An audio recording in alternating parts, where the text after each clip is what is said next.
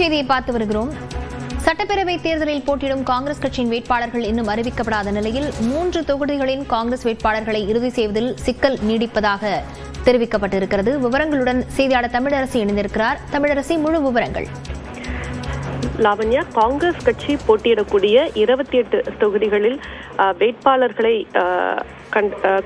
வேட்பாளர்களை இறுதி செய்வதற்கான கூட்டம் டெல்லியில் தொடர்ந்து நடைபெற்று வருகிறது.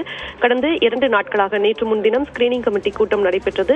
அதில் எடுக்கப்பட்ட முடிவுகளின் அடிப்படையில் நேற்றைய தினம் காங்கிரஸ் கட்சியின் மத்திய குழு கூட்டம் நடைபெற்றது. நேற்று இரவு இந்த கூட்டம் நடைபெற்றது. இதில் ராகுல் காந்தி உள்ளிட்ட மல்லிகார்ஜுன கார்கே உள்ளிட்ட காங்கிரஸ் தலைவர்கள் இந்த கூட்டத்தில் பங்கெடுத்தனர்.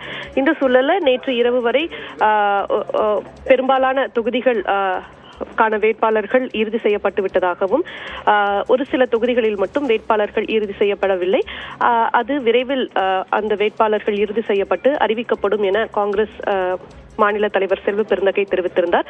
இந்த சூழல்ல இன்று காங்கிரஸ் வேட்பாளர் பட்டியல் வெளியாகும் என எதிர்பார்க்கப்படுகிறது. காங்கிரஸ் தலைவர் மல்லிகார்ஜுன கார்கேவின் ஒப்புதலுக்கு அனுப்பி வைக்கப்பட்டிருக்கக்கூடிய நிலையில் இன்று மாலைக்குள் காங்கிரஸ் வேட்பாளர் பட்டியல் வெளியாகும் என தகவல் வெளியாகி இருக்கிறது. லாவண்யா, விவரங்களுக்கு நன்றி தமிழரசி.